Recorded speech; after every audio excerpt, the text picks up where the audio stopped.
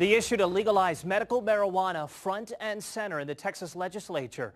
Nearly half a dozen bills have been introduced to help those living with seizures, severe pain, and other medical conditions. I spent the afternoon with one San Antonio mother who says she may be forced to move away from Texas if a measure doesn't pass soon. The Nipper family is packing up. It's a 30-day trip to Colorado for this family of four. We all go as a family. But the 865-mile trip north isn't for fun. Sherise calls it a matter of life and death.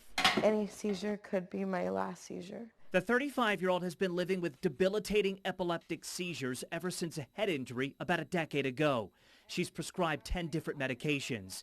None of them has helped with the violent muscle contractions from seizures, as she points to torn ligaments and broken bone injuries sustained over the years. The only relief has come in the form of this service dog named Pluto, who's trained to quietly alert her just before an episode. Well, we got Pluto trained for me.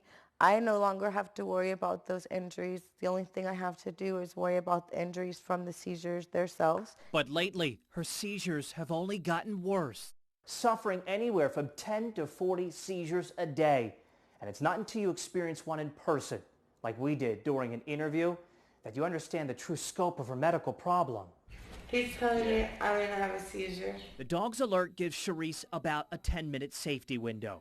She's agreed beforehand to allow Fox San Antonio to document what happens next. With her family by her side, Sherise loses consciousness on the couch. Her husband, Nick, stabilizes her head with one arm and tries to comfort her with the other. She starts to have convulsions. They're small at first. It doesn't take long for her whole body to tremble. Her 15 and 9-year-old sons have likely seen this 1,000 times before, yet it doesn't appear any less painful when you look in their eyes. She has lots of seizures.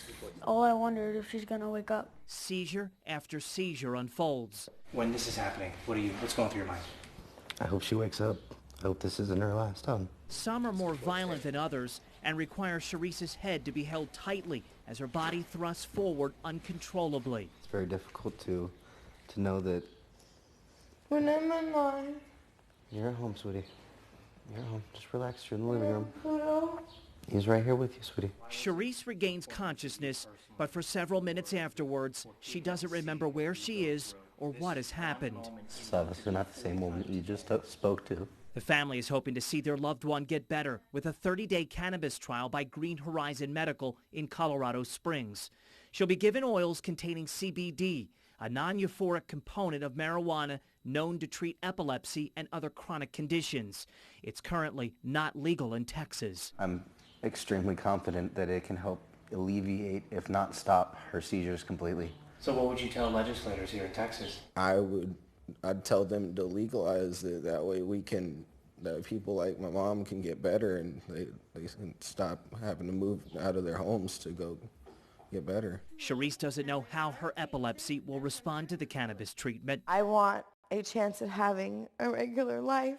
But it's a trip worth taking if it could improve her quality of life. Now, Sherise had planned to leave today for that trip to Colorado Springs, but her seizures got so bad the family hit the road on Monday. She already started the cannabis trial and reports her seizures have dropped to 4 in 10 hours. They plan to share the full results with Texas legislators once that trial is over. Now, I plan to update her journey right on my Facebook page, where you can also send me a story you'd like me to cover. To find me on Facebook and Twitter, just search Ryan Wolf.